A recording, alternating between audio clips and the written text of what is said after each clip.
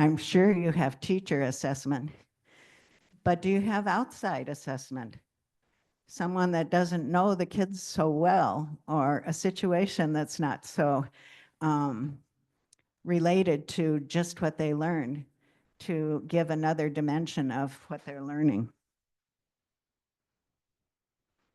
So with that self-assessment, and you've got the URL to the can-do statements, you know, ACTFL has put them together in a great website, but our state supervisors and leaders have also done the same thing. The National Council of State Supervisors of Foreign Language. And for me, they made things a little easier because they put them on single page snapshots of what that progression looks like. This happens to be for interpersonal, when kids are talking to each other. How do you go from a beginner all the way through to distinguished? How does it change along the way? It's great for kids to see what they have to do. I used to say things that were really profound, like, just keep practicing, just keep trying. These give you some tips of what you need to do to get better as you go.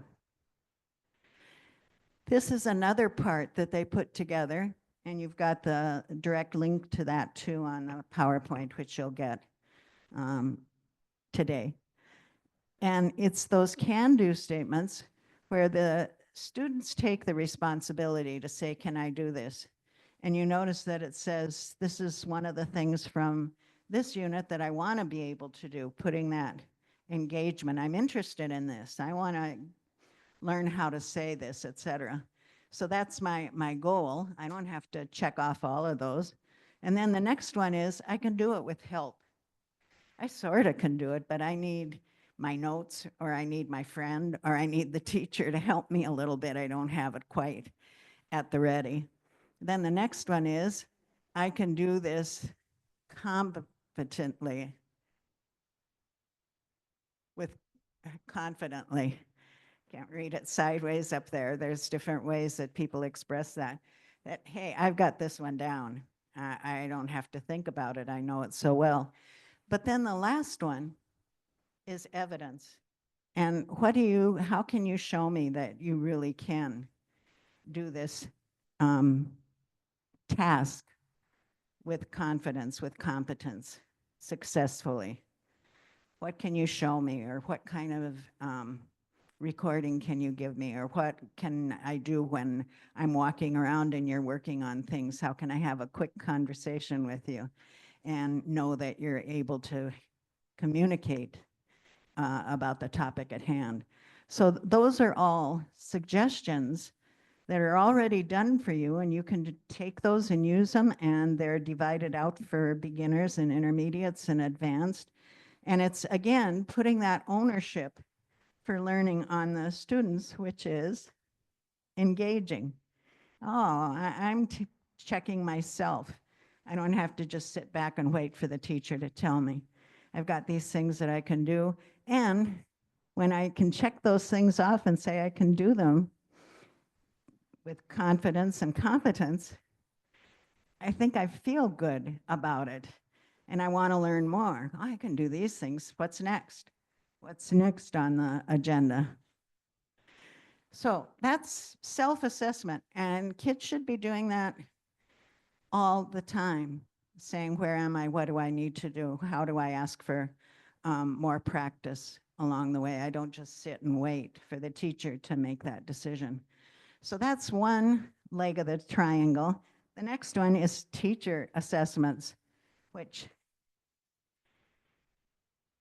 has the quote that says, the real goal of classroom assessment is to improve student performance, not merely audit it.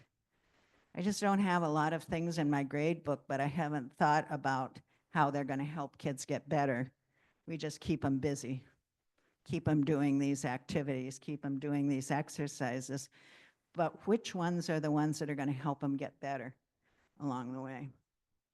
So you've got a big list on the slide there of quite a few samples of how teachers can check in on how students are doing. So again, I want you to talk to people at your table and go through that list and talk about the ones that you do most often with your students when you're thinking about assessing how they are doing with the language. Which ones are the most important from that 2-column list there? Take a couple minutes again, talk at your tables. Which ones stand out to you?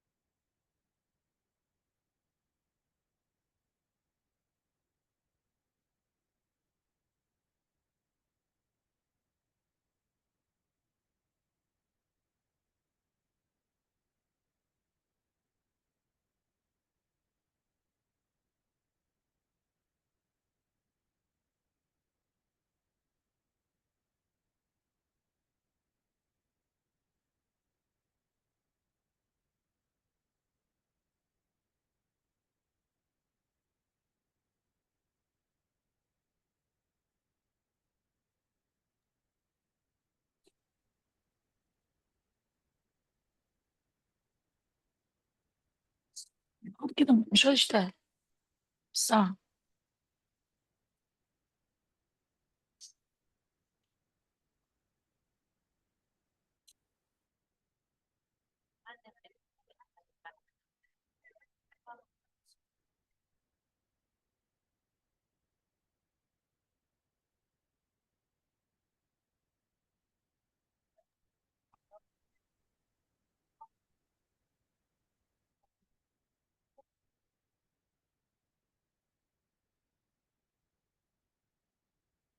Okay, with that whole double column of assessments, I bet there are some that you love, and there may be some that you don't even know what that means, haven't tried them along the way. So if you have questions about what some of those involve, we don't have time right now to go through all of them, but send me a message and I'll be happy to explain.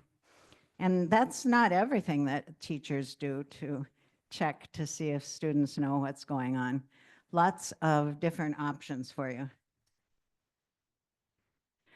So students checking to see if they are making progress, and those charts that tell you how you can get better with the language are really important. Teachers, we have a whole box of ways that we can check to see if students are learning. And then that third leg of the triangle is outside assessment. Why do we have to do outside assessment?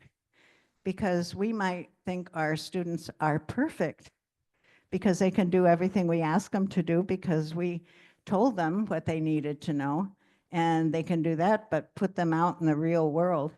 Are they able to make meaning? Are they able to communicate along the way? So there's, again, a variety, and the challenge with outside assessment is that most of them cost money. So that limits us sometimes. So we have to think creatively about, do I need to do an outside assessment for all my students every year?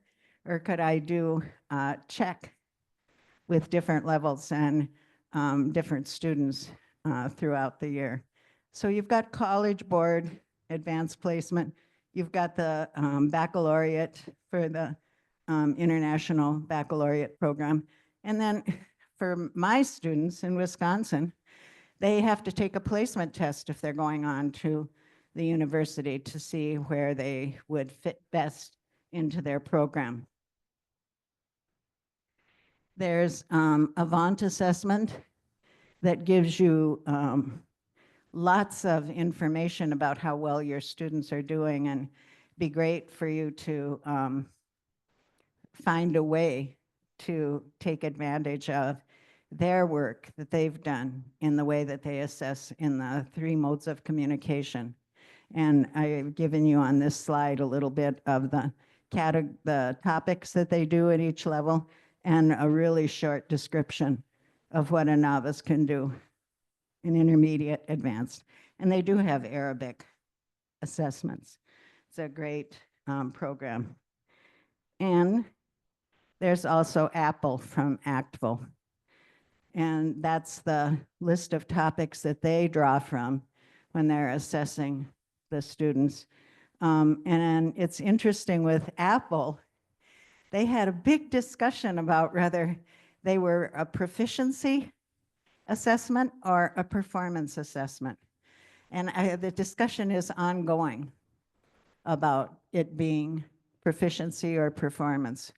And the difference being, if it's performance, it's really based on the topics that the students have had some practice with in their classes. If it's proficiency, could be anything. You have to find something that the kids can talk about, but there's not a prescribed list of topics they have to be ready to communicate about. And again, you've got the link to the website for Apple and for Avant. So that triangle for your classroom instruction, do you have a balance? Do you have self-assessment? Do you have teacher assessment? And do you have outside assessment to get a really clear picture of what the students know and can do? So next up are the kinds of assessments that we should be doing all the time, starting with a pre-assessment, then formative assessments, interim assessments, and finally summative assessments.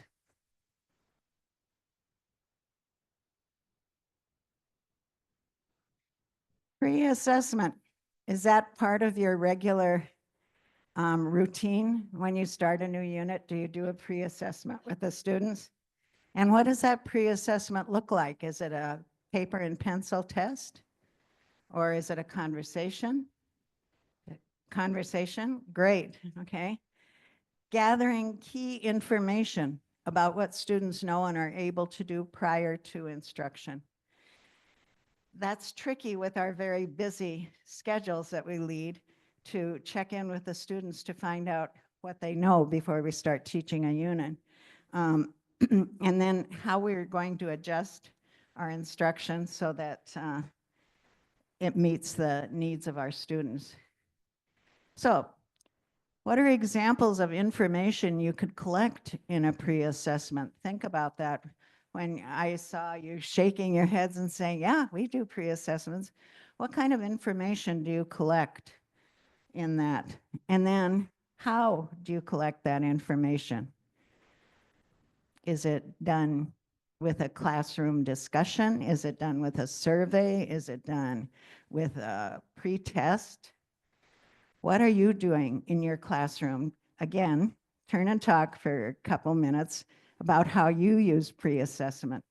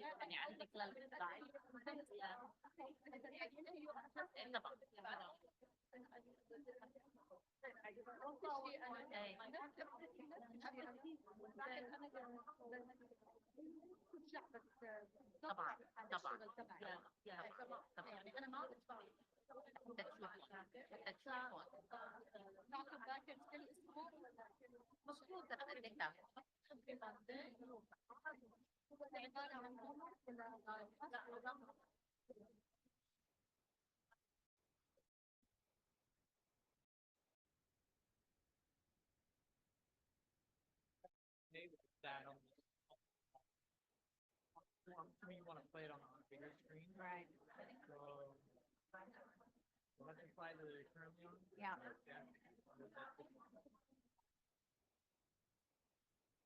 Oh, that's the one we were just at up there. Was this one?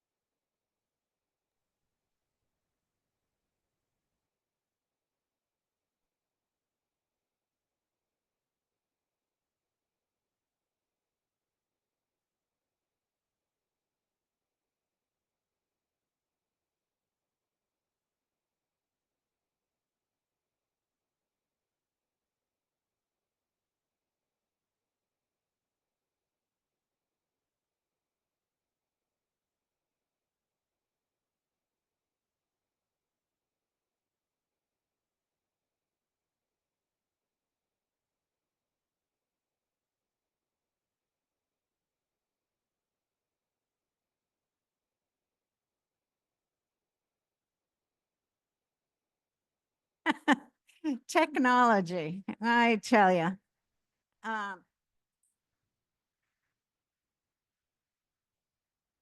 Okay, we're going to do a pre-assessment for a unit that's going to, well, I'll show you the prompt, and then you can decide what the unit's going to be about as you watch it. So we're going to do a brain dump. Okay? And you can use a brain dump for end of the unit. You can use it for the middle of the unit to see what students remember. This one, a brain dump, is for students to be able to tell you everything that they already know. What kind of vocabulary related to the prompt that you're going to see do they already know? Write down as many words. You should do that too. Do your own brain dump, okay? What do you know about this prompt that you're going to see? It's actually a song. What do you know about the information in that song already? Jot some notes to yourself. And then what questions do you have? That might come during your watching of the video, or it might come at the end. English or Arabic? For a brain dump, I'd say both, because I think students have to many times process slowly as they think of how they can say things in the language unless they're more advanced. So you want to give them the opportunity. They can draw pictures, they can write down words, phrases, but they can go back and forth in languages because your purpose is to find out what they know. So here we go. Let's see if this works.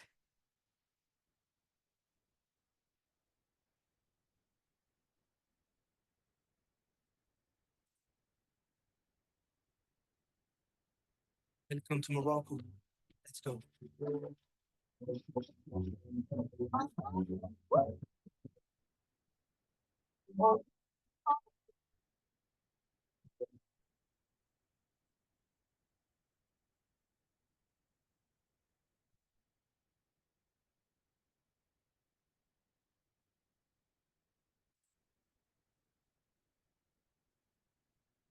to Morocco. Let's go.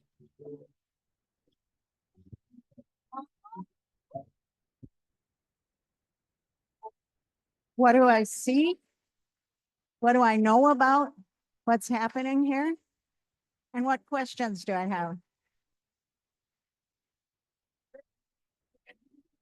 يرحب بالبلدان المغرب اليوم عنوان معروف في كل مكان غادي نعيشوا لحظة يغنيها كل إنسان وبغينا الفرحة تبان مرسومة بالألوان إيد في إيد قادرين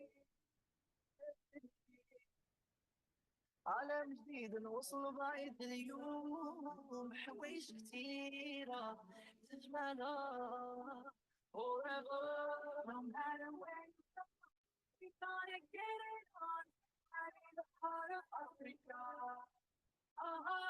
no matter where you go we gonna get it on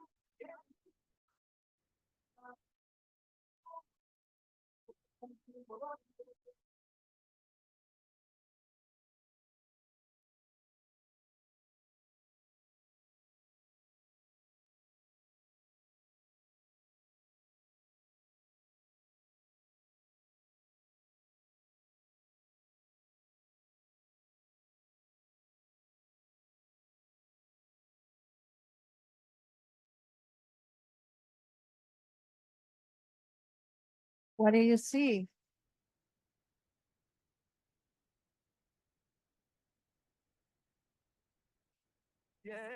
أرض الصحراء والجبال ما نعرفوش المحال تحت نجوم الليل What do you see? What do you know? غريب أرض إيد في إيد عايش بالوصف بعيد اليوم حوايج كتير Jot notes to yourself. What do you see? What do you know?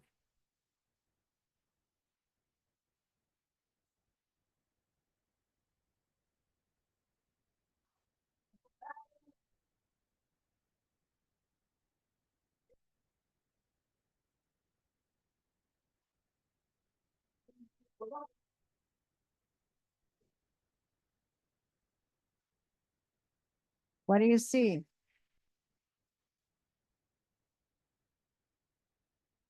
What do you know?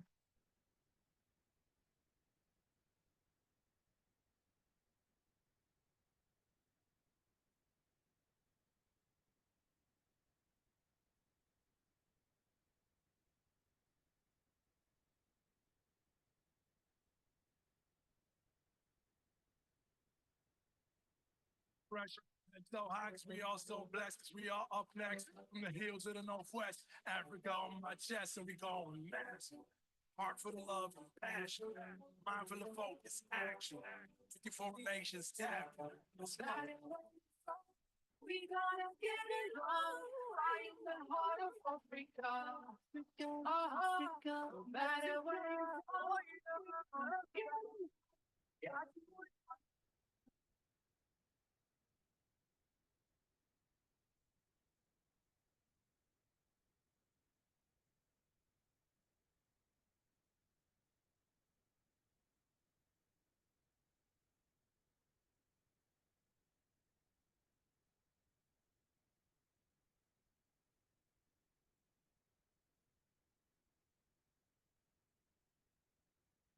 Hey, I hope you're taking notes. What do you see? What do you know?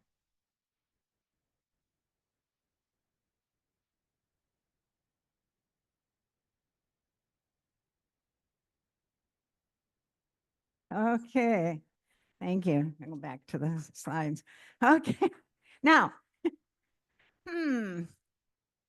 pre-assessment. At your tables, talk about what you jotted down, if you jotted anything down, or you just have great memories of that video. What do you see? What kind of vocabulary is there? And what do you know about that? Share with each other. Take a couple minutes to share what you saw, and what you know.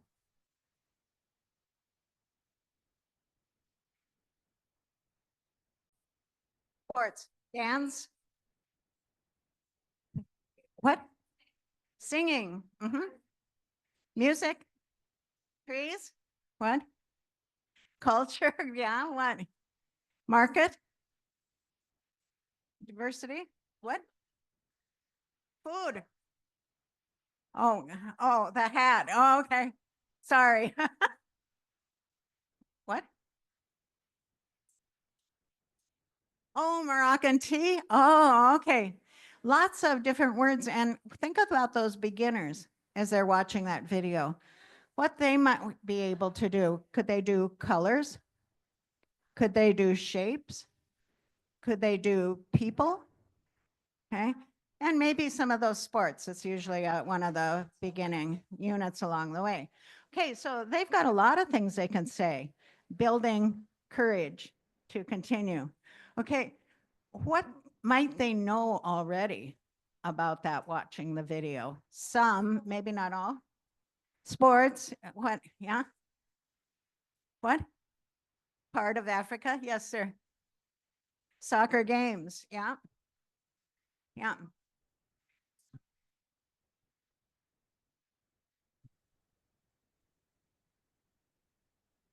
Yeah.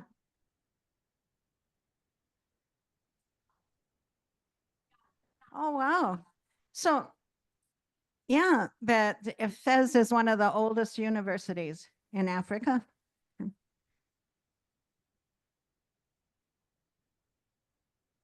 Okay. So, was that actually in the video? I don't think it was, but okay. Yeah. So, it wasn't actually in the video, but she's sharing things that she knows about Morocco in addition to what was in the video. Yeah. Oh, yeah, I know. I went through quite a few videos going, oh my gosh. Oh, well, because that dialect, when I was reading about it then, because I know you have dialects all over the Arabic speaking world, they said that the Moroccan one is one of the harder ones. I don't know if you agree or not. Yeah. So anyway, but it's authentic along the way.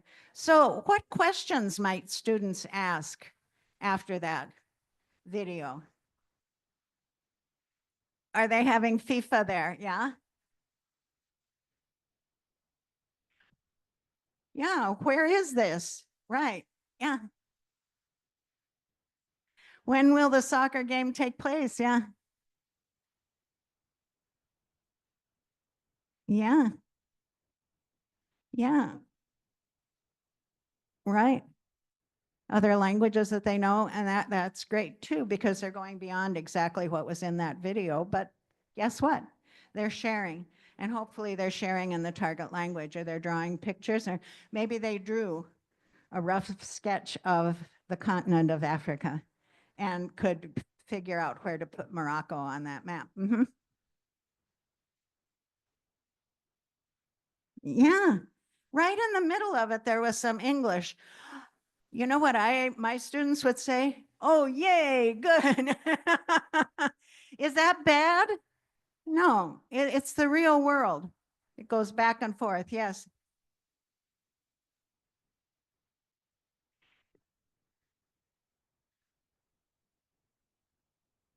Uh-huh.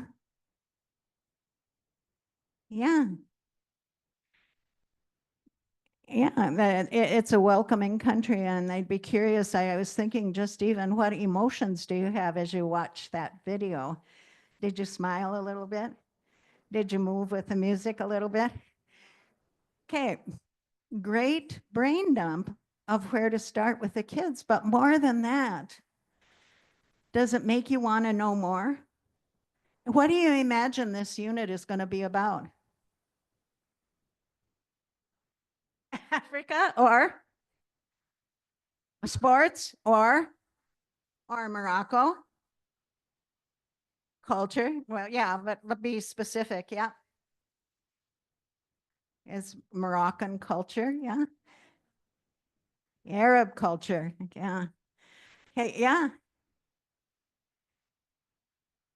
Traveling along the way. So lots of different ways to use that video as a launch into a unit. What I had in mind, I tend to use Morocco often because that's one of the countries that I taught about when in my French class. So I had a little background knowledge to help guide that conversation. Is that a good pre-assessment? Okay, talk at your tables. Why is it a good pre-assessment or not? Why is it a good pre-assessment or not? Just 1 minute, quick.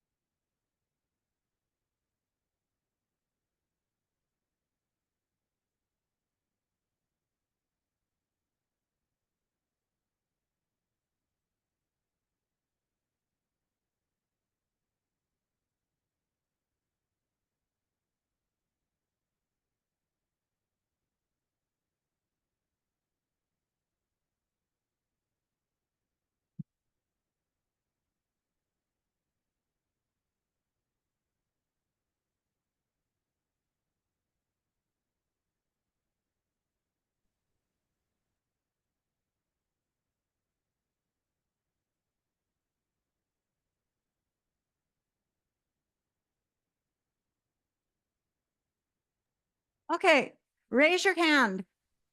Raise your hand if you thought that was a good pre-assessment. Good answer. Raise your hand if you didn't think it was a good pre-assessment.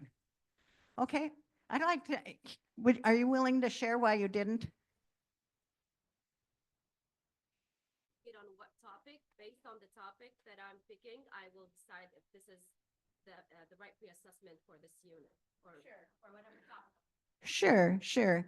But, and that's a really good point. She said she'd have to decide if this is a good pre-assessment for the topic she has in mind.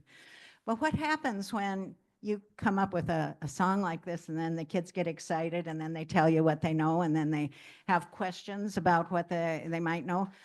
Oh my gosh, it might cause me to adjust my plan for what I'm going to teach. Oh dear. Okay. That's the challenge in trying to work in a learner-centered environment where you're honoring their interests and what they want to know, and you want to find out how you can work with what they want to know, and probably throw in some things that you think it's important for them to know too. But you've got a little bit of a hook to get them engaged into wanting to know more about that unit. It does require you to be a little flexible.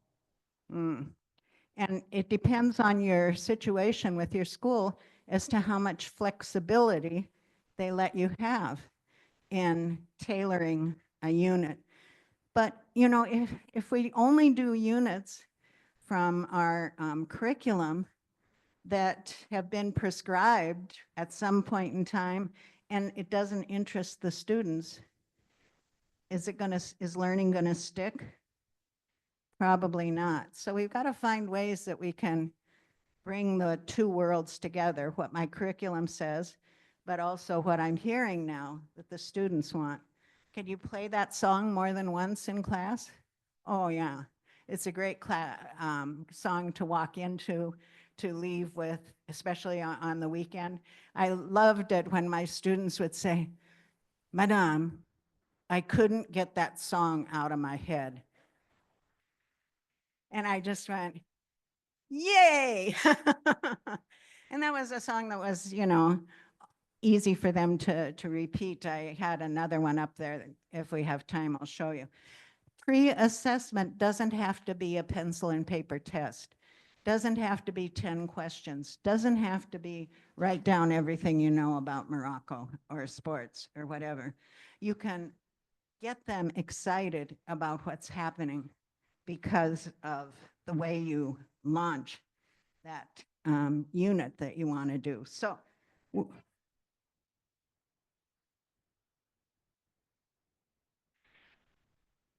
beginning of the unit or the beginning of each lesson for pre-assessment? My personal opinion is unit, that you want to know a little bit about what they know. And also remember that that's giving them courage, because it's not like, oh my gosh, a new unit, I have to start with 0. I know nothing, I can share nothing. I can build on what I already know along the way. So I'd say with the start of a unit. And when you start that unit, think of that pre-assessment as a way to get the kids excited to want to know more. And then it's your responsibility to figure out how you might adjust what you know they need for that unit and what you can add that's part of the their interests along the way. So we're at break time now. Have a break about 10 minutes. We'll come back and then we're going on to the next topic. Thank you.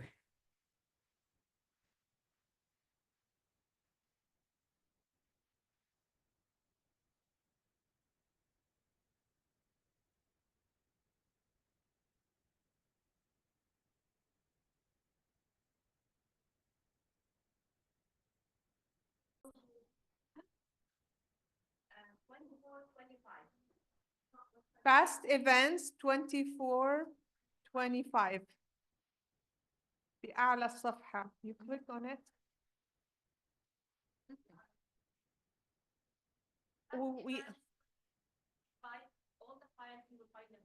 Okay. وأيضا أريد أن أذكر من حضر متأخرا لو سمحتوا الIQ كود وأكملوا المعلومات تبعكم لو سمحتوا. كل شخص بينعد بالنسبة للعدد الحضور بالنسبة لنا كتير بيأثر علينا. لو سمحتوا ادخلوا معلوماتكم واكتبوها من خلال QR، خاصة اللي حضروا متأخرين. وأيضا موجود الIQ كود على الويب سايت تمام. شكرا جزيلا. We're back. Okay, so you've got the PowerPoint that you can follow along on your laptop too, that might make it easier for you. And the handouts of a couple of the activities that we're going to do are also on that link now that Iman gave you, so that you can look at the strategy and see how you might make it work for you in your classes working with them. Okay, so now we're going to talk a little bit about setting the stage for assessment beyond that pre-assessment. And it's all about that idea of intercultural communicative competence.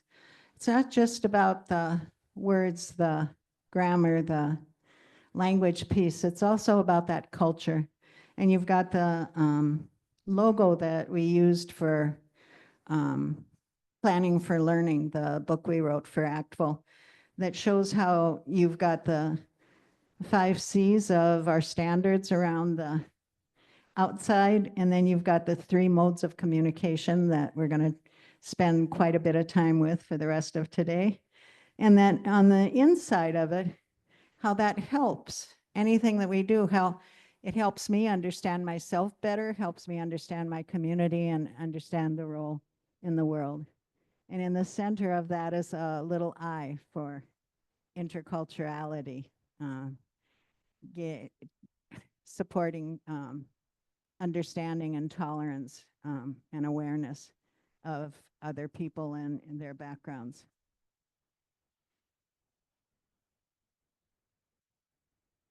This is another way to think about what we try to do in our classes, and thinking about that engagement piece. Kids are going to be interested in continuing if what they're doing is purposeful, if it's really going to help them to communicate more, and if it has a personal link.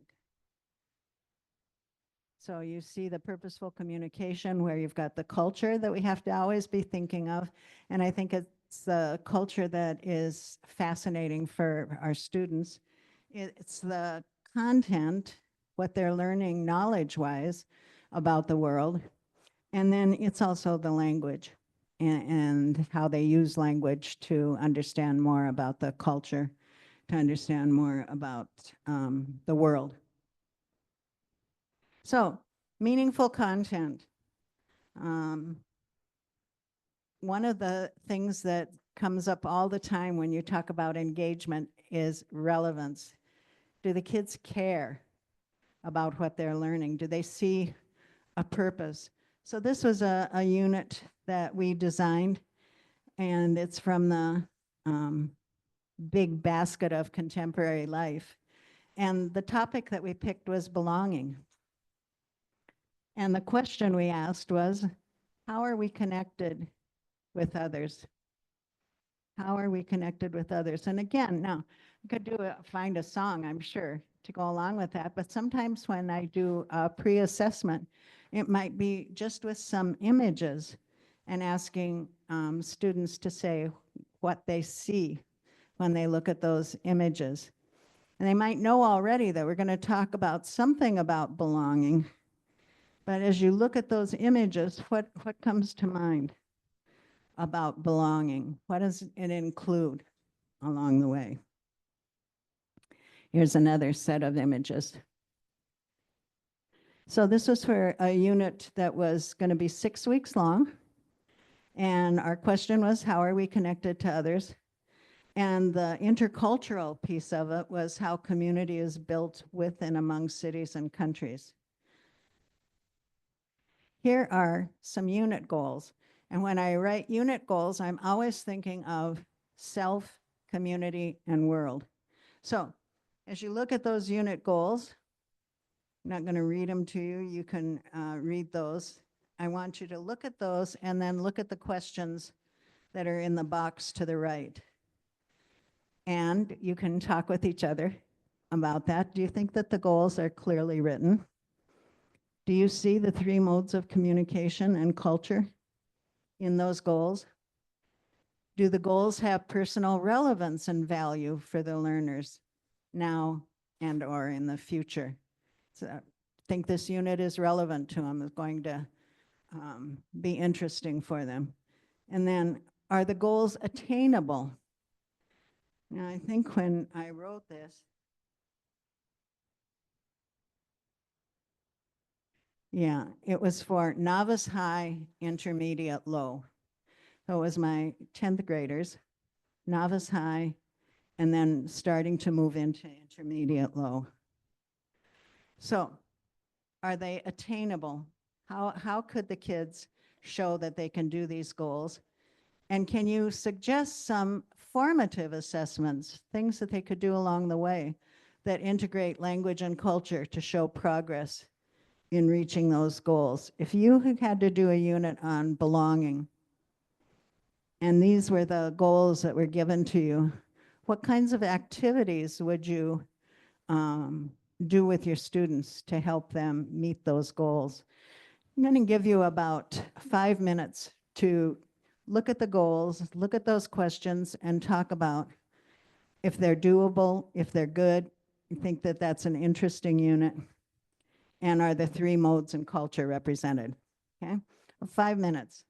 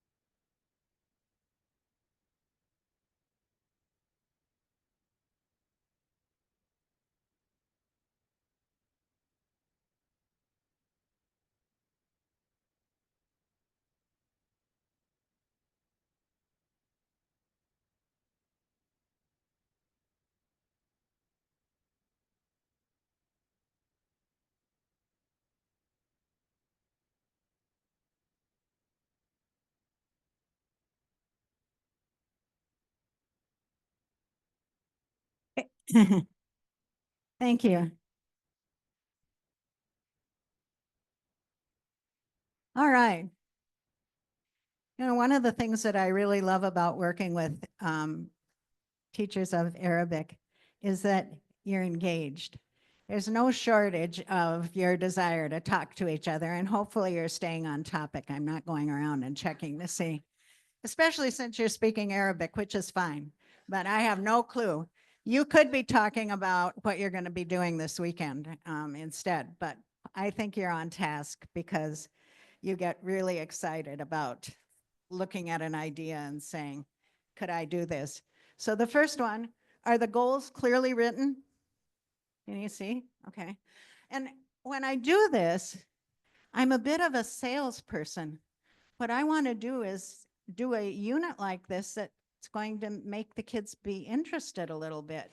Doesn't talk about what grammar point or how many vocabulary words they have to do. We're talking about real communication, things that would be of interest for them. So are the three modes and culture represented?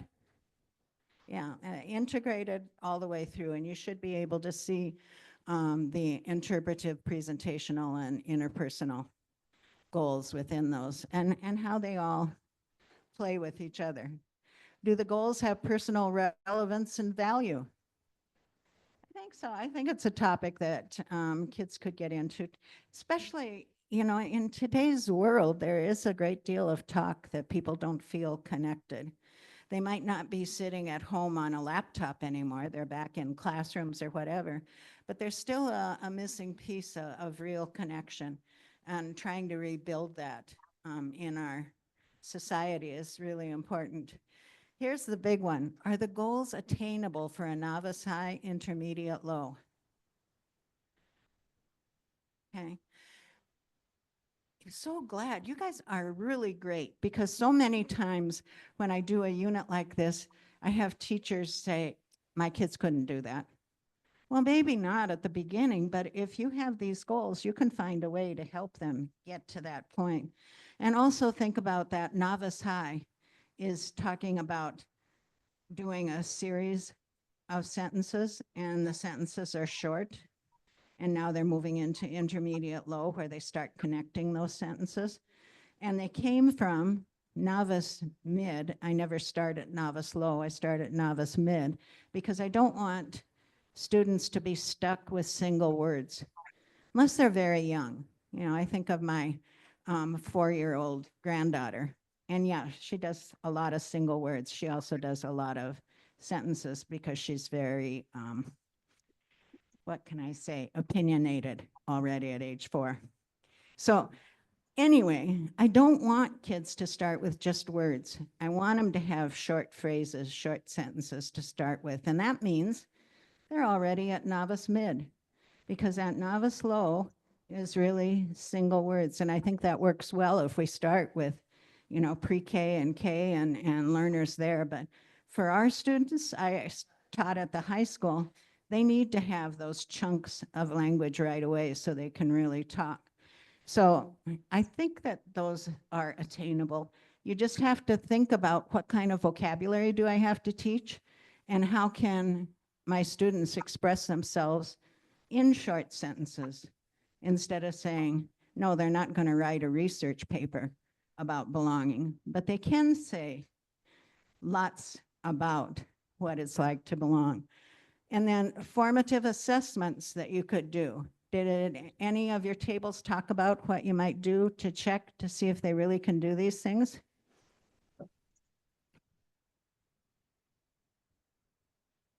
It's hard in this setting to come up with them. We're going to go through some samples. So I'll leave that with thinking about how would I assess those as they're learning more about belonging.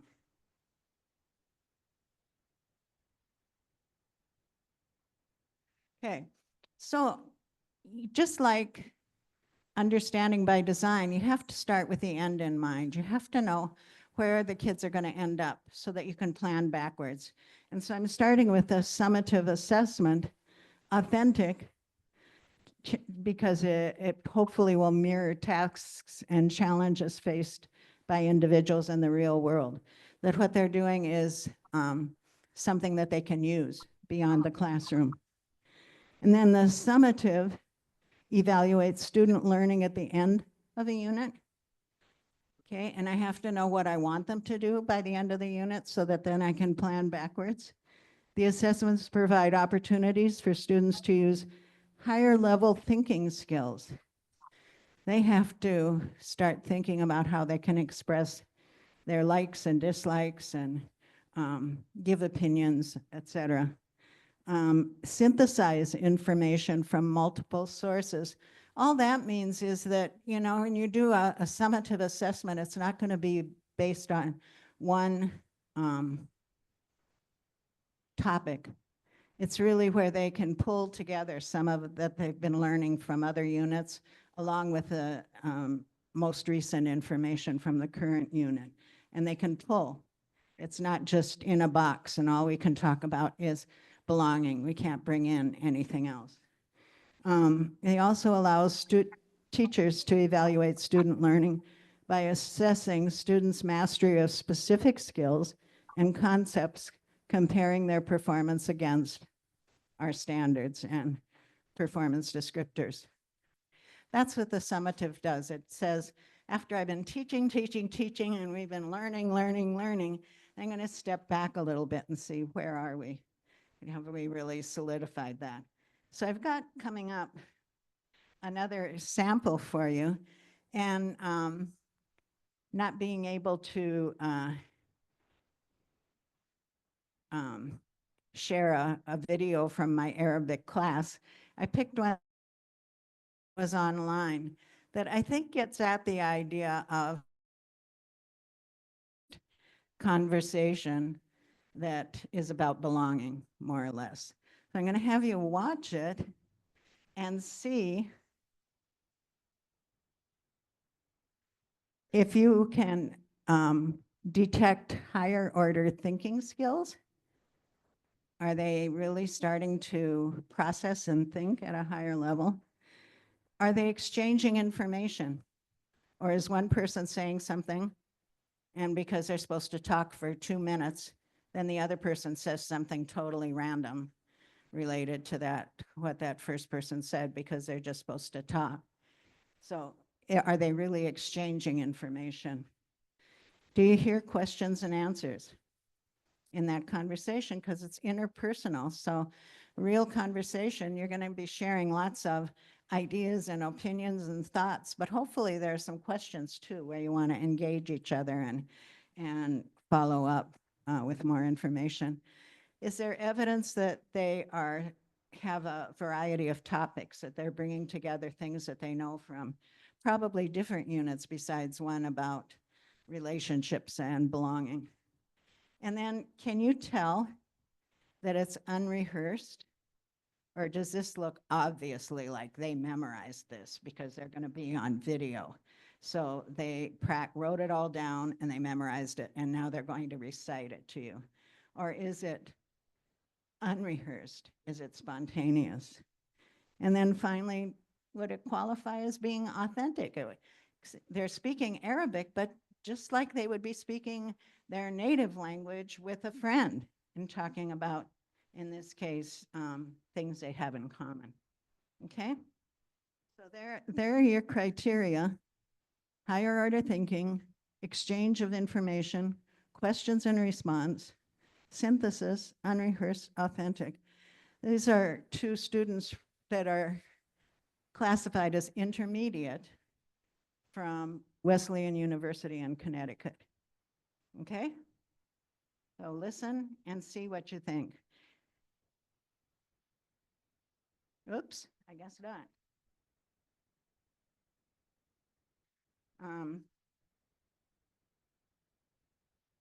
I guess the video is not going to play.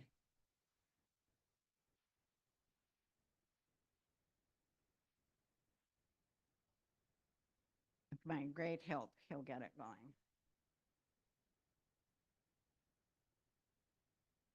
مرحبا مرحبا كيف اسمي- حالك؟ أنا بخير الحمد لله، الحمد وأنتِ؟ لله أنا بخير أيضا الحمد لله. آم، من أنت؟ ما اسمك؟ اسمي دانيال عتيق وفي الصف اللغة العربية الفارابي، وأنتِ؟ اسمي مارني لافمن. بالصف العربية الدهية، شيك. وأنا في السنة الثالثة في دراستي في الجامعة. وأنت؟ أنا في السنة الثانية في دراستي في الجامعة. ممتاز. وعرفنا من فضلك عن نفسك. أم، أنا طالب في جامعة وزليان. انشأت في ولاية وست فيرجينيا، ولكن هجر أهلي من تركيا حول الحدود التركية السورية. إذا قبل بدأت في الدراسات العربية عرفت قليلا من العامية. وأنت؟ مم، أنا أم، أنا أيضا طالبة في جامعة وزليان، وأنا أدرس علم الإنسان والدين، وأسكن أسرتي من نيوجيرسي. وأيضا أنا أغني وأحب دراسة أنا سمعتك اللغات. من قبل، صوتك حلو. شكرا جدا، وصوتك أنا أيضا حلو. والله؟ نعم. وأنا بدأت دراسة اللغة العربية منذ سنتين. هذا السنة الثاني، نحن في أنا أيضا. نفس الصف بدأنا في نفس بالعربية. الوقت. نعم بدأنا. ولماذا قررت أن تدرس اللغة العربية؟ أنا قررت أن أدرس اللغة العربية لأنه يتكلمون أهلي اللغة العربية، وكنت أريد أن أتكلم معهم وأعرف الفصحى. أم، جميل جدا. وأنت؟ آم، أنا عندي أنا قررت أن أدرس اللغة العربية لأن أنا من بيت يهودي، ودرست اللغة العبرية من عمر صغير من في الصين. وأنا أيضا كنت في إسرائيل فلسطين، وأنا فهمت اللغة العبرية، ولكن لم أفهم اللغة العربية، وشعرت بغرب لأن عرفت أنه هناك أكثر قصص واللغات والثقافة في هذا المنطقة، في هذا الوطن. وإذا أردت أن أفهمهم بجيب جاكتي. وأتعاطف معهم، كنت أحتاج أن أدرس وأفهم اللغة وأتعلم اللغة العربية أيضا. بدأت أن هذا شيء جميل، جميل جدا. شكرا جدا. يعني تريدين أن تقطعين المختلفات بين الإنسان. إن شاء الله يكون أكثر إنسان مثلك. ومثلك أيضا. وهل عندك شيء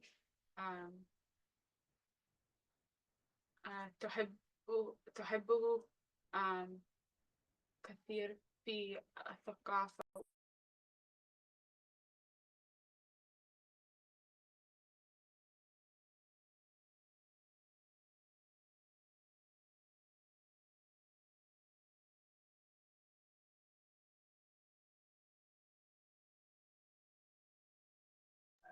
أنا أيضا وأنت؟ أحب كل هذا الأشياء.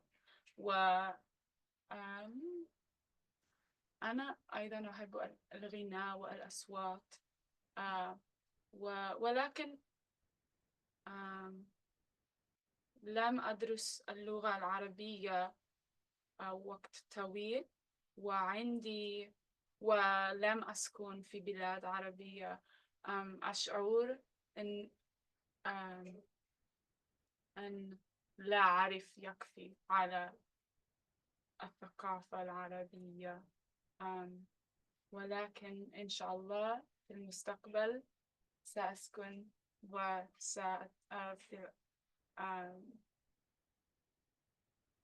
في مكان ما في العالم العربي، وسأدرس على الثقافة العربية أكثر إن شاء الله. إن شاء الله. وأنت ستكون في لبنان؟ صح. نعم. بالتالي نعم. راح أدرس هناك في برنامج لتبعد الطلاب في بيروت. نعم. في بيروت في جامعة ما الأمريكية شاء في الله. بيروت. راح أنبسط كتير هناك. مهم. شكرا على المشاركة.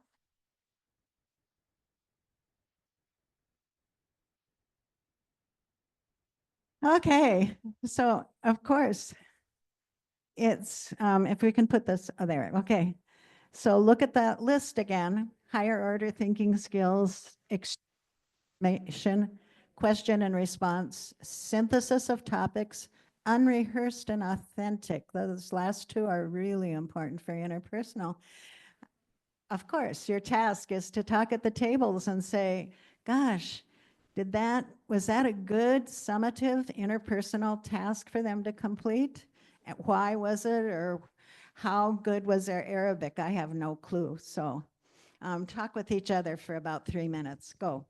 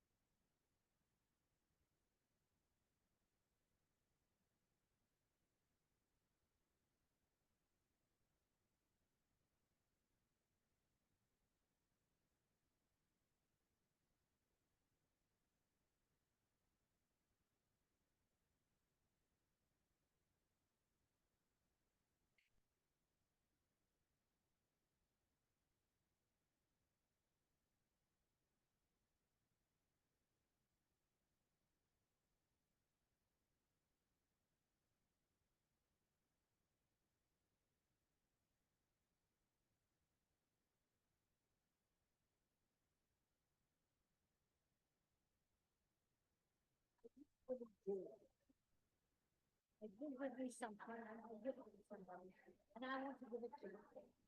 Would you? No. What? So, it's so bar from my lip. Oh, wow. It's olive oil and olive oil. Wow, that's shukran, Halil. Merci. My mom used to put it in the closet that had our towels and the blankets and Uh-huh. you know, the sheets and the pillowcases. So Uh-huh. they were stuck. Merci. And I told you, Iman is the wife of my nephew. Okay. And I was a teacher, but not Arabic. But I did teach Arabic to a lot of people. Wonderful. Thank you very much. Thank you. So it's a soap from Aleppo.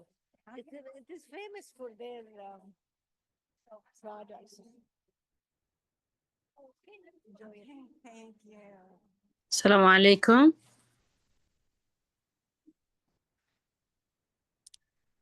وعليكم السلام، أهلين. أهلين حبيباتي. أنا مدرسة من مدرسة الأرقم من ساكرامنتو كاليفورنيا. حبيت بس أشكركم وأتفاعل معكم، يعني المحاضرة جد قيمة والمؤتمر كله قيم. بارك الله فيكم. الله يخليكي، تسلمي. بارك الله على القائمين والمنظمين ومدرسات اللواتي حضروا، كل الحضور، جزاكم الله. تسلمي تسلمي. يا ريت والله تشاركونا بالشات، لأنه إحنا كل الناس، يعني كل اللي موجودين إن شاء الله. أنا البارح لم أتمكن من إتمام إجراءات الريجستريشن وكذا، فبس اليوم يعني لحقت الحمد لله. بارك الله فيك. ممتاز. من حضرتك الأخت الكريمة اللي بتكلمني؟ أنا اسمي ندى شعاث. أهلا وسهلا، أهلا وسهلا فيك. الله يبارك فيك. أنا البارح كلمت الدكتورة لينا خلقي، ومعكم أختين من مدرسة الأرقم، حنان صديق عند إيمان حماد، وربي يسهل ونشوف المستقبل إن شاء الله. إن شاء الله حبيبتي، إن شاء الله نتشرف فيك. تسلمي يا عيوني. تسلمي حبيبتي، ربي يخليك، شكرا جزيلا.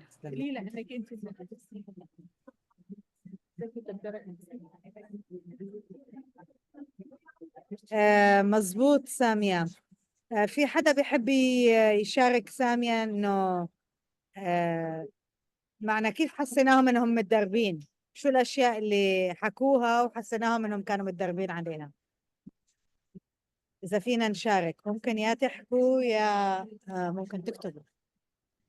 أكيد في كان تدريب قوي على استخدام المفردات اللي تعلموها بالصف، فواضح لأنه كان عندهم يعني طريقة بالتواصل، إنهم فاهمين على بعض، وأكيد المفردات بالتعريف عن النفس كانوا متدربين عليها بشكل قوي. مزبوط مزبوط. كان الحوار محفوظا. هل المهم ولا الكلمات ما في مشكلة؟ هل كان الحوار محفوظ ولا كان spontaneous؟ لا الحوار كأنه spontaneous، بس التدريب على المفردات كان قوي. مزبوط. Would you be happy if your students perform like that? عندي رجعنا هلا. Did you feel like it was unrehearsed? السلام عليكم. ممكن You think that they rehearsed this conversation? Why? Maybe it's the way we're using that word rehearsed. I think, in my opinion, the students have this prepared. And that's certainly, what kinds of activities do you think that the teacher did to prepare them for this kind of conversation? Yeah, classroom engagement before the. I'm still on the rehearse part. I don't think they rehearsed it, but even if they did, you could see continuation of the dialogue in the conversation. You could see that they are thinking, they are, and it's, like everybody, you sit down and you're being interviewed. There are some things that appears to be rehearsed, but I don't think they rehearsed it, and they did very, very well. I would hire them to do an Arabic job translation. At some point, they hesitated to give an answer to the questions, so they were thinking about the vocabulary to use properly. Okay. Right. Talking about vocabulary, if I may add something, I believe that the students have very good amount of vocabulary related to the topic they are talking about. Okay. Now let's talk about that. That's great observation. The teacher gave them the kind of questions they had to ask each other. I think you have to go back to what the unit was about. Okay. And the unit was about belonging. I mean, making friends, perhaps, meeting someone and trying to find some things you have in common. Okay. So you can imagine when we talk about the interpretive tasks, that they might do. Yes, indeed, they practiced asking each other about what they like to do. They talked about their language practice, etc. But when I think of rehearsed, I think of, and one of you said, well, I think that the teacher gave them the questions. Well, in that as a memorized dialogue?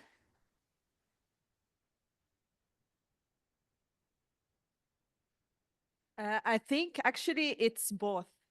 It's both. Why? Because they are not going to talk like that if they didn't take the lesson, you know? And number two, it doesn't look like like it's acting. It's normal. After they learn, they are doing what they learned, you know? Yeah, lots of practice in class with kinds of questions you would ask each other, etc. But when I think of the word rehearsed, I think of back in the day when I was a French student many moons ago. What did we do to have a conversation like that? First, we wrote it down, then we memorized it, and then we presented it. Do you think that was this situation? So I think that word rehearsed is where we're challenged because we have different understandings of what that means.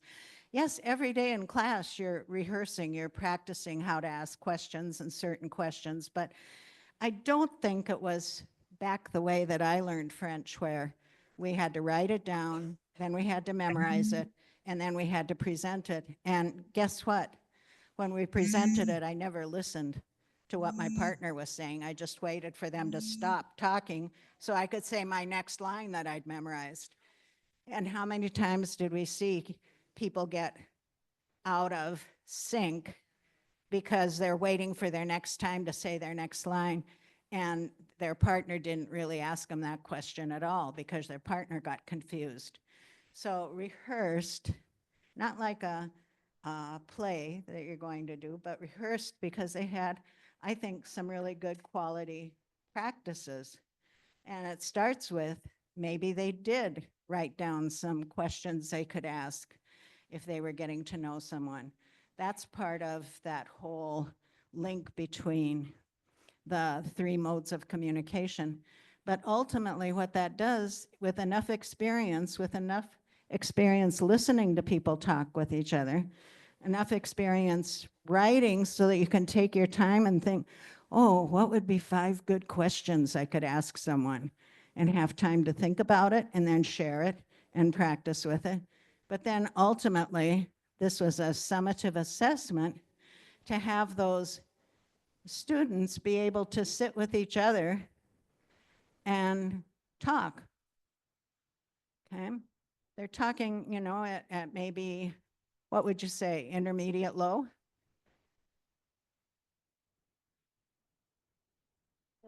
Not only they completed their sentences coherently and relevantly, but they picked on each other, they continued the thought, and they were able to interact meaningfully.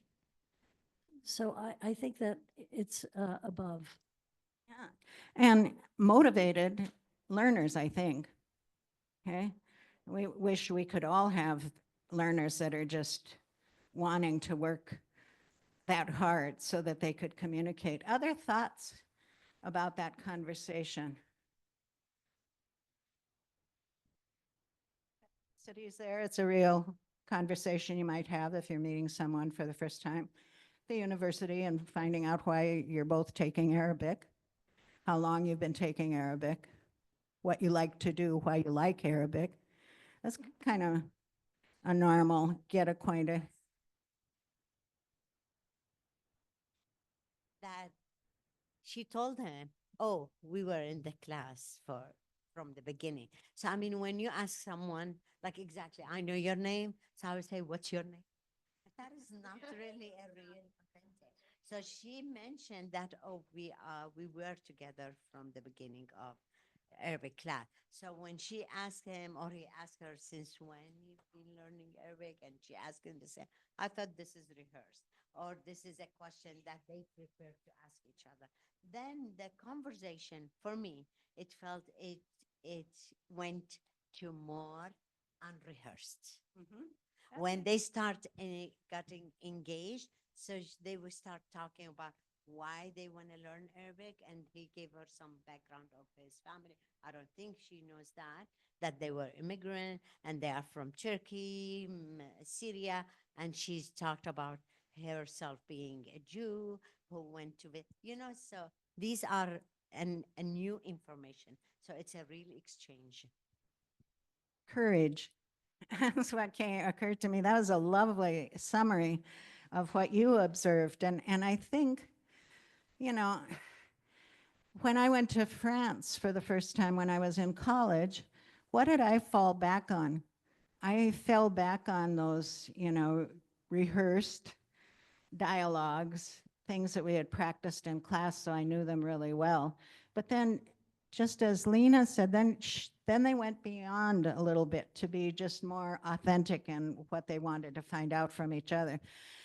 But they had to establish their voice in the room first, so they went with some really safe question response, but then they went beyond that. And I think, I don't know, we would have to interview those two students, but I think the courage that they displayed to keep going and talking was, I was impressed. Anyway, I have to get over here. I see a hand up.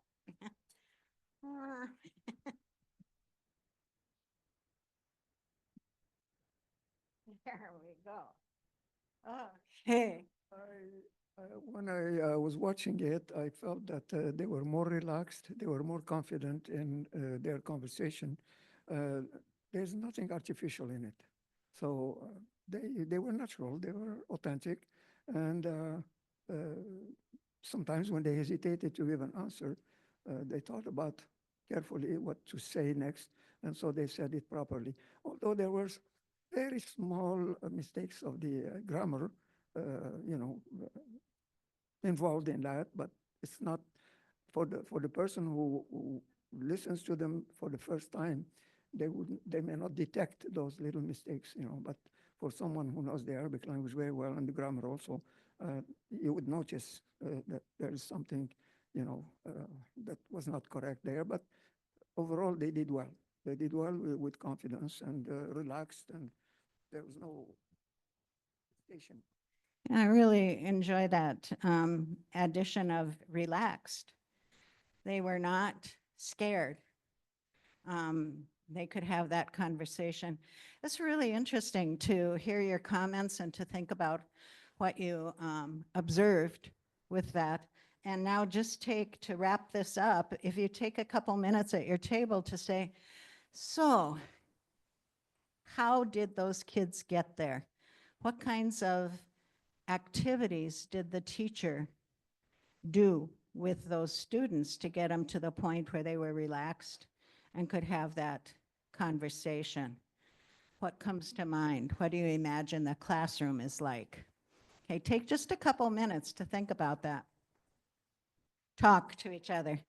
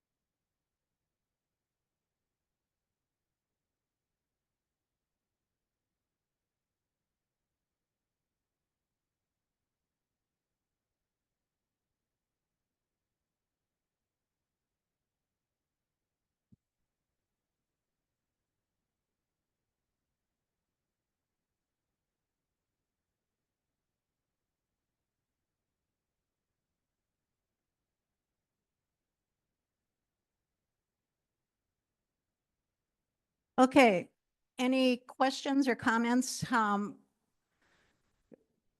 Good to share with the entire group about what you think that teacher did to prepare students to be able to have a conversation like that?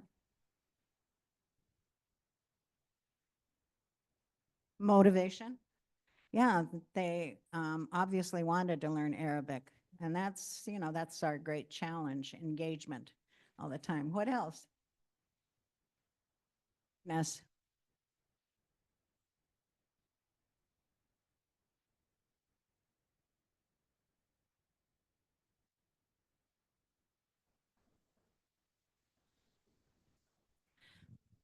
Purposeful practice. If you're going to do that conversation, then what kind of practice is it going to be? You have to think of what you want the kids to be able to talk about. Yes.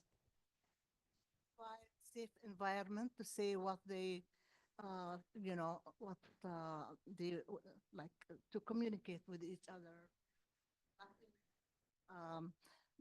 You know, not allowed, and not judgmental. So that's Yeah, I think so. You know, helping them say as much as they can say. Okay, so yeah.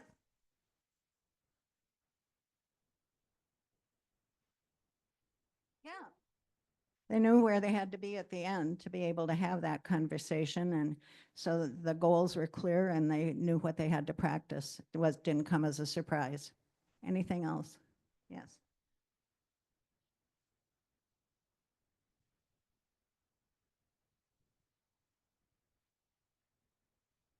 Right.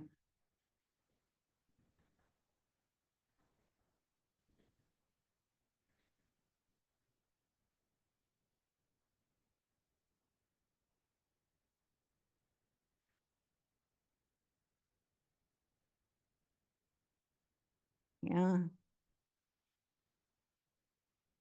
Yeah. Do you think that the students felt good at the end of that taping, that they had succeeded? Yeah. Yeah. Yeah. I think this video is not a good example for such discussion, because a Turkish boy and a Jewish girl sitting together. If you look at the people here, most of us, we are teaching students who has Arabic background. One thing. The other thing is the number of Turkish students and Jewish students are very minor among the others. I think an English-speaking guys in United States to sit and discuss such things gives more effect on the people who are listening. Either people with Arabic background or Americans who speaks English and learning Arabic is better than having such a video. So it's scattering the listener minds. We are not concentrating on language here.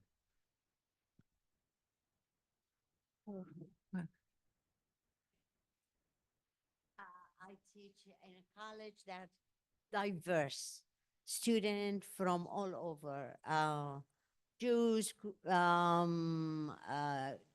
Greece, and from Turkey, and they all really, my goal, as Donna said, is that what do you set your curriculum or your goal? Is by the end of the first semester, they are able at least to exchange their information about themselves, their family. And we do a lot of practice to do that. And yes, I can see my student will sit facing each other wherever they come from or wherever their background. There's no conflict in that.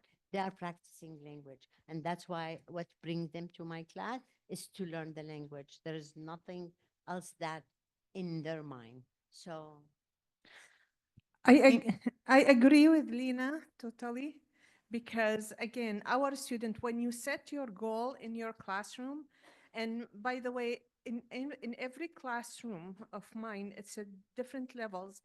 I assess my students twice with the integrated performance assessment. And with the speaking, again, it is like it's integrated about different things. And even people who has no, language before, if you build it the right way, then yes, but it needs a lot of practice and a planning and recycling and spiraling. It's a lot. So if you put it in your mind, then yes. And I had people from like Lena, and with the Ibri, the students who speak Hebrew, they are at advantage because we have a lot of in common in the languages, So yes, it becomes like not the fourth level, it would become more the second, stage. It's not, or first, yeah. This is like Spanish. Yeah. My final comment. Yeah, I speak Hebrew, I speak Turkish. Because of that, it catch my attention. But we are talking about assessment, and assessment should be relative to the students. Most of the students here, the attendants here, they are not teaching at universities. We are teaching at schools for Arabic but even background schools. kids. I know there are some of us teaching in universities, but most of the people here teaching at schools, elementary schools, weekend schools. So I believe that everything should be related to that. Yeah, I think we have, just like the students who come to our classes are diverse, so are the teachers who come to the workshops are diverse with their backgrounds and what they're doing. We're going to go on from there. Those are all great comments. And I think, limited that I had in choosing this video, I picked it reading about it and reading about the program at Wesleyan and what they were trying to accomplish. And what I was hoping you would observe, and you did, you shared, that they were comfortable and they were able to have that conversation. And I think it's really an interesting observation that you started with kind of that obvious practice dialogue that they've done a million times, but then they branched out. And I think that's a real world for our students too. They're going to start where they're comfortable, what they know so well, and then start adding in the new learning that they're demonstrating with what they do. So interesting. Lots of opportunities for kids to converse with each other, which leads me to the last portion that we're going to do before lunch, which is about not the interpersonal mode, but the interpretive mode. Okay? And here's my rationale for it and what I've learned over time. First of all, I taught for a long time back in the dark ages, and then we kept getting more understanding about how to do a good job teaching. But I went through the communicative stage where the goal was to have the kids talk to each other. And what was the goal? Talk. Just talk. Talk to each other. Keep talking. Talk, talk, talk, talk, talk, talk, talk. Oh my goodness, my ears hurt many days because they were just talking to each other, and good or bad news, they understood each other. I don't know if a native speaker would have understood each other, but they did because they were using their language with each other. So I realized that just having them talk wasn't enough. So what kind of practices did they have to do in order to improve? And that got into that messy area of how much do I correct? When do I correct? How do I correct if they're talking to each other? And that's still a real challenge when you've got those large classes and you're trying to get around to hear all of them, and how do they do that? So I said I was going to start with the interpretive because over time what I found is that kids need a tremendous amount of input to hear good language. It can't all come just from you. You're one person and you have a class of how many students. So you have to think about how are they going to get quality input beyond what you can do. And I think that comes in the interpretive mode. I have added much more respect for that, opportunities for kids to listen, read, and view. You know, and you have special challenges with the script for Arabic, but there's certainly the listening and the viewing, the video viewing, that help students have lots of opportunities to hear good quality. It's your assistant teachers with you in the classroom when you share a video, when you share a song, when you share something that is a podcast that they can listen to if it's slowed down or whatever. That's all giving them opportunities to hear more language. And I teach French, so not perfect comparison, but I found in my later years of teaching when homework assignments were giving kids the opportunity to read more and listen more, that those were better for developing their skills because it wasn't just you, it was different sources, hopefully on a topic of interest. So that's why we're going to close out with the interpretive mode now.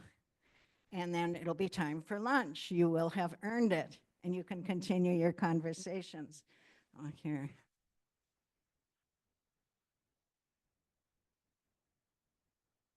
So, formative and interim assessments. What is the teacher doing to help the kids get better?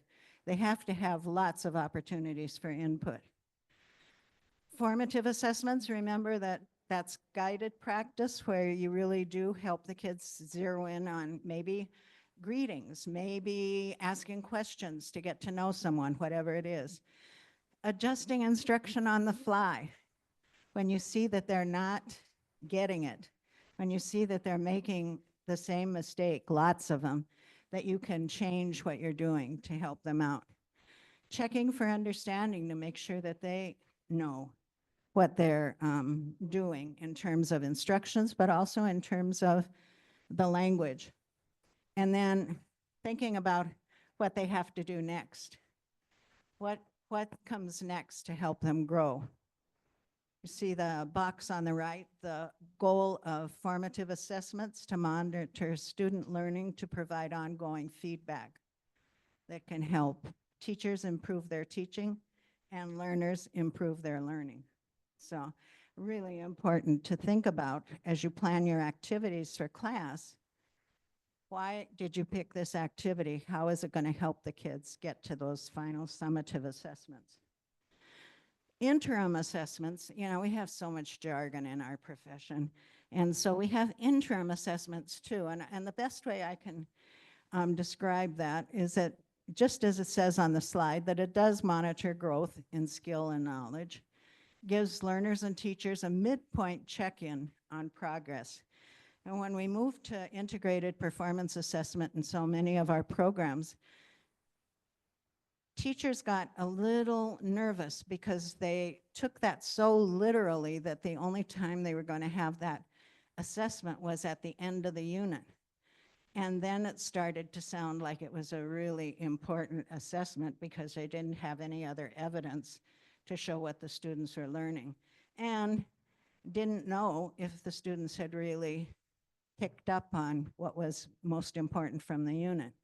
So in my world, I thought that's why they added interim assessments, saying we've got to step back every once in a while. We can't just do these daily exit slips and turn and talks and things, that we've got to have a place during that unit of instruction where you step back and say, so how are we doing?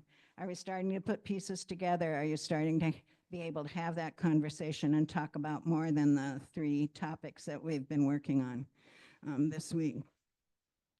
And what happened with interim assessments is that they said, well, you know, you can probably grade it too. It's a real world skill that our students will pay more attention if they're getting graded. So gives them some idea of how close they are to mastering the information for a unit or whatever. Doesn't have to be a deal breaker, doesn't have to be a huge part of their grade, but it is acknowledging that you better get going and work on this a little bit more, because you've got a lot of places that need improvement. So there are our three modes of communication that work together, and we're starting with the interpretive, that hearing, reading, and viewing. And then we're going to go to the presentational, and we're going to wrap up with the interpersonal later this afternoon with some ideas about all three of those modes. Here's my favorite image of the three modes of communication. I think that we have to be really serious about saying that every unit we teach has to integrate those three modes of communication, because they're necessary supports to help students get better at using the language. So I think of the interpretive as being all that rich modeling of good language. I can't do it all myself. They have to watch videos, they have to listen to songs, they have to listen to podcasts that you can manage at a slower speed with some of the technology that we have. They have to be able to start reading, and what can they understand from that reading. It's so important, and those are models of correct language. It's your teaching assistants in class. You can't do it all. You've got to have resources for them to hear other people with the correct language. Then the next one down is the presentational. And this one is what I call, I went from modeling and showing them, having them listen, to now where they really work on getting better, where we just step back and say, yeah, you're making a lot of mistakes. We've got to work on this some more. That presentational is getting the kids ready for other people to hear them speak, to read what they've written. And in order to do that, you want it to be as good as it can be, meaning that they're going to have to correct errors. You're going to have to highlight mistakes to help them get better. It was that, you know, going back to that idea of just have them talk. We didn't get better. They just got better at understanding each other. Wasn't beautiful all the time. So we had to have something that helped them, if you will, clean up their language, draw attention to what they aren't doing correctly. It's not the only thing that we do in class, but it's one of the things, and it's really important. So I call the presentational the workshop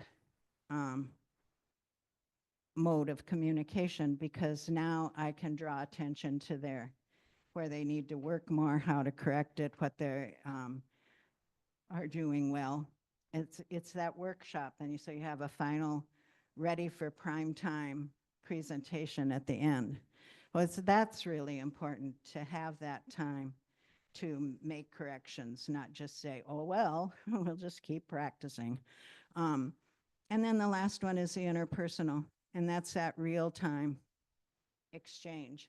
Do they have enough confidence? Have they heard enough good language? Have they processed enough good language so that now when you give them a topic, like find out about this person, that they can pull from what they've learned to get better? So that you can't do just two of the three or one of the three. You have to do all three, working together like gears to build communication. So going back to our theme for today is engagement. If they have to do all that, it better be a something that's going to be interesting for them, or what do? They check out. They look to see when they get to break for lunch. They, you know, don't go on to take another year because they met their requirement or whatever, and they don't see that they're making progress. So thinking of something that could interest them, intrigue them. That's why I picked that video of the Morocco soccer team, because I thought, wow, I'm even interested now. I want to know more about the images that were in that video and learn more about it.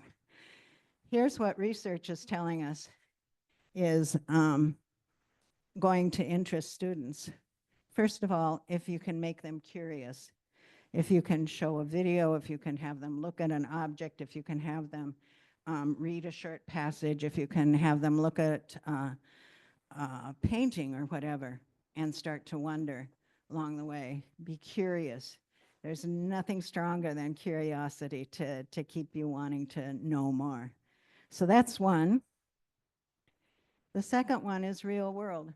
Am I ever going to use this language? Will I ever need it? Why am I taking this class? Well, certainly, you know, French in Appleton, Wisconsin, not a real center for native French speakers that my students could talk with. So what's my purpose? My principal asked me that.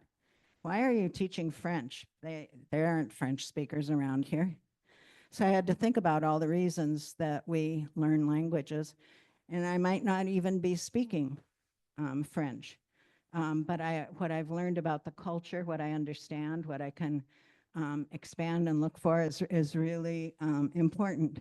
So real world connections that I can find information. I can go on the internet now that we have that luxury and look for movies, look for videos of conversations like we had there, real world circumstances. And then finally, personal relevance. And that's what it goes back to. You know, we say, why am I even studying this? What's in it for me? Why am I doing this? And the kids who are the ones that we struggle with are the ones who don't see any purpose in them being in your class. Their purpose for being there is to survive until the bell rings. And so that's huge, you know, and maybe you want to talk about how you're motivating your students, what's making them want to come back and learn more. And my idea is that it's going to be all about those topics that we choose. It may mean rethinking or adjusting our curriculum. Just because we've always taught that unit doesn't mean we have to keep teaching it if we know it's going to be deadly for the students. I can remember in my early years of teaching, starting a unit by saying we had to do parts of the car. Really? It was in the book. And so I started the unit by saying, we have to do this next unit on parts of the car. I don't know that you're ever going to need it, but we got to get through it. You know, so that was real motivating for them along the way. I think we can't maybe throw out our curriculum, but maybe we can look for the golden moments in that curriculum that are of interest to the students, and then think about that pre-assessment too, and how can you find out a little bit more that will help keep them going. So you have the big three in that yellow box at the top: curiosity, real world, and relevance. And then supported by what research has told us about what keeps kids going is that I'm going to be assessing things that are important, not little trivia things. And for us, what's really important is communication. Are they being understood? Can they understand? That's what's really matters. Second one, expectations for performance are clear. Do they know what they have to demonstrate, why they have to demonstrate it, that purposeful along the way? Content's appropriately challenging. that's sometimes an interesting thought when I work with teachers, because we don't think of challenging, we think of making it easy for them. There's something about, feeling like, wow, I was able to do that. It's like people who train for the marathon. They start by running around the block, and then they start running around several blocks, and then they start doing a mile or 2 miles and getting better and better and better. And that's what language learning is all about, is that meeting that challenge. I'm going to start with my little basket of language, but I want to be able to expand to say more and more and more and more, to understand more. Learner progress is visible. That's where you use those can-do statements that we looked at earlier a little bit, and kids can check those off and say, yeah, I'm learning. I can do this. I couldn't do it at the beginning of the unit, but now I can. Feedback is motivating, not telling students what they did poorly, but what they could do to be better with what they're trying to communicate, and being judicious about telling them what's really important. Don't give them a list of 10 things they have to improve. Think about what's 1 or 2 that will really help them, and let them focus on that and go from there. And then look at that last one. Success is celebrated. When you do a great job, there's nothing that makes you feel better than when everybody can say, yay, that was wonderful. Look what you were able to do, instead of saying, well, that unit's done, on to the next. Here we go. So that's all based on research when we think about engagement, what's going to keep kids going. So back to that interpretive mode. Quick review. It's listening, reading, and viewing. It'll be fiction and nonfiction. It means getting the big idea to start with, and then getting more details as you go, as you know more. Interpretive can be doing something, reading something, listening to something for fun, like that song we listened to about soccer. I thought it was really fun, made me smile, made me want to know a little bit more about it. So it can be for pleasure, or it could be for information. There, okay? So, interpretive. Look at all the things people can read, listen to, and view. Let's take a quick look.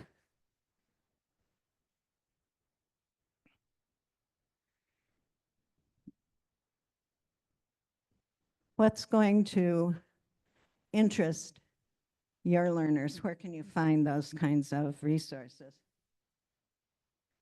This is just a snapshot of what happens when you begin. You're in the intermediate and you're advanced. Talk at your tables with someone sitting next to you about what changes when you become intermediate, and then what changes again when you become advanced. What's the difference in those 3 columns? Take just a couple minutes.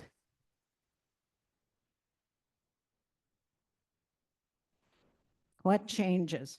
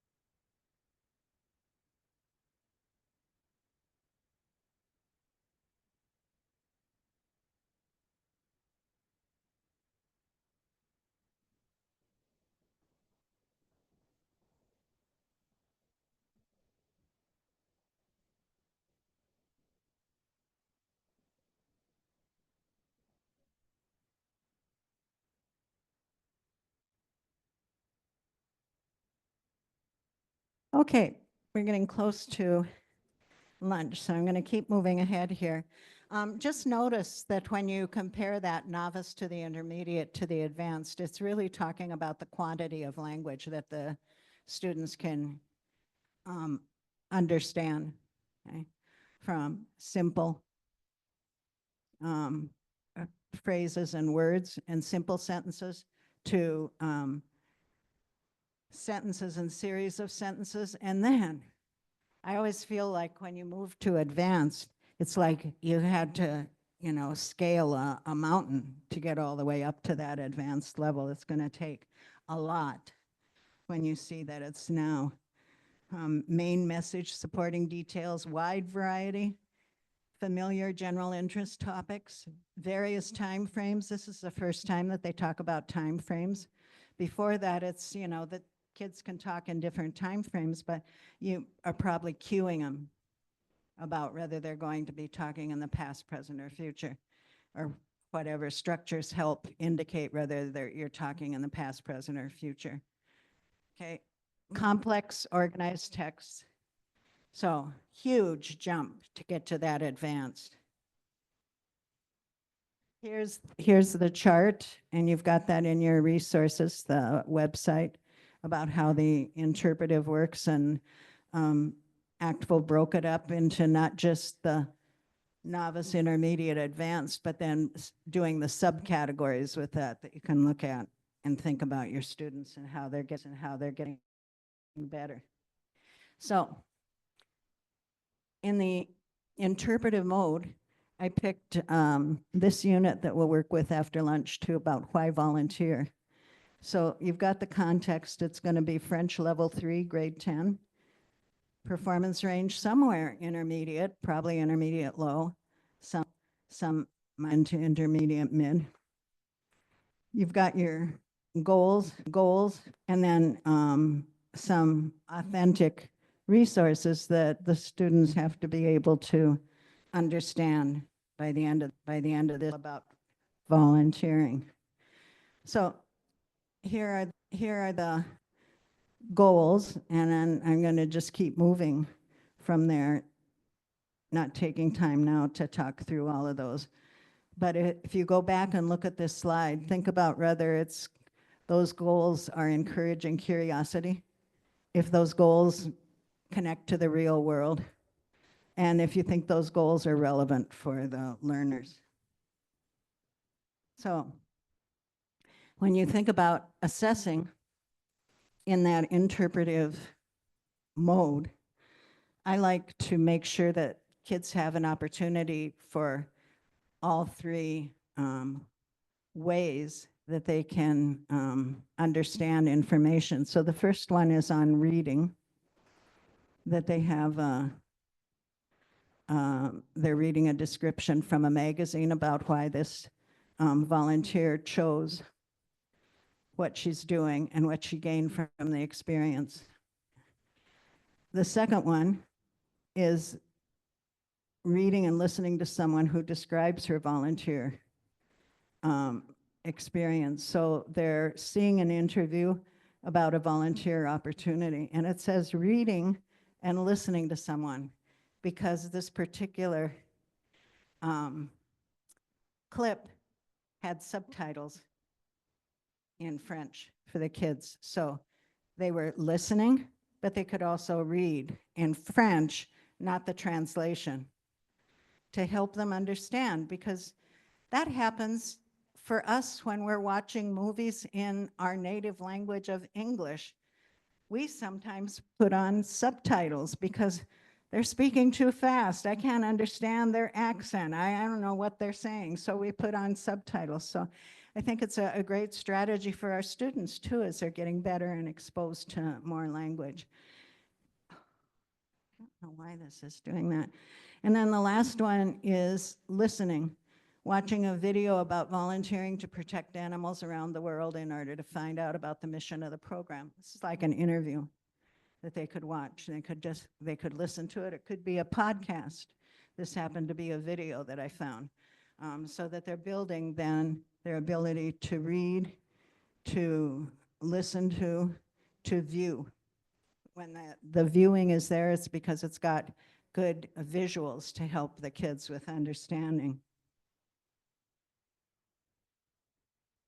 Can-do statements then are the little pieces that you put together to help them get to that point of the final assessments. What activities are going to be relevant and what are the can-do statements that build language? So you've got some here, and notice that on the left-hand side of each statement, they're coded. Is it something that they're going to listen to, L? Are they going to read, R? Or are they going to view, watch a video, V? Why is that important to give that kind of information so that you have balance? So you're not doing all of the same thing. And then on the far end, these happen to be all at intermediate low for the can-do statements. That's why you have IL in parentheses. But you'll see on some other samples that I share with you that they sometimes have a mix, because I sense that the students are trying to move forward. And so they start with some things that they're solid with, and then they start advancing to the next level. Formative assessments, you notice that they're coded for the kinds of activities that I do. And I think about what mode am I in? And if you look down that right-hand column, every one of them involves interpretive, because they need some information before they can work with the information and produce the information. So there's always an opportunity for them to hear or read or view the language and context.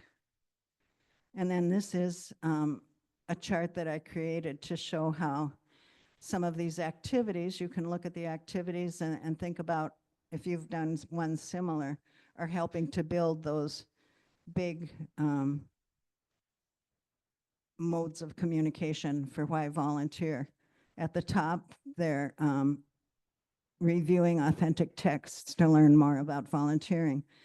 The bottom on the left, they're preparing a presentation on volunteering. They're going to get a lot of practice and feedback on how to make it ready for other people to see. And then the interpersonal, they're going to have a conversation about why they volunteer.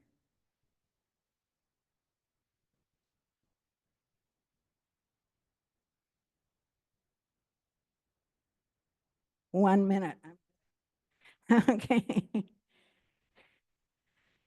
I'm going to stop after this slide because I think it's, you can go back and look through some of the others that we went through quickly.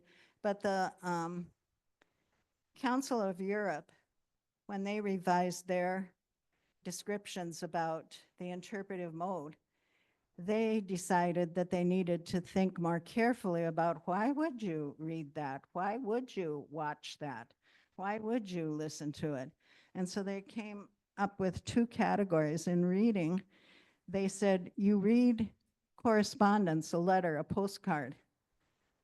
Do you pay attention to every detail? Maybe, if it's your daughter who's, you know, living in Europe and you want to know if she's doing okay. But otherwise, you might read it really fast and not worry about the details. You might read it for orientation. You're just looking at that advertisement to see what time and where the movie is. You don't need to read all the other information. Information and argument.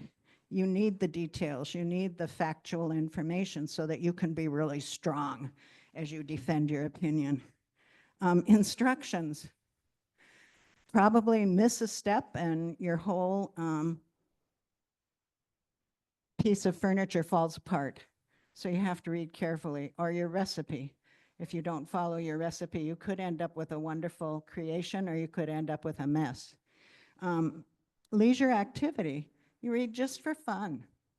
You don't have to remember everything. You're just enjoying the thought of reading or watching a movie or listening to a podcast. So reading in this case, but then over to listening on the right-hand side, understanding conversations.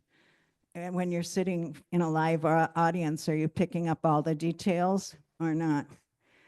announcements and instructions, audio, media, watching TV and film.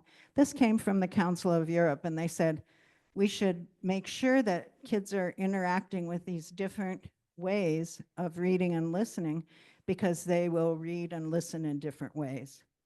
So I'm going to stop here. I think we're at 12:15. I see our managers in the back going, it's lunchtime. So we'll come back after an hour, I think. Iman? السلام عليكم. أكيد الجميع جوعانين. إن شاء الله في كمان غرفة الصلاة يلي بيحب يصلي بالأول أو بالأخير، حتى نوازي نوع ما بوقفة على البوفيه. بتريد أي شيء معينة؟ بتريدي؟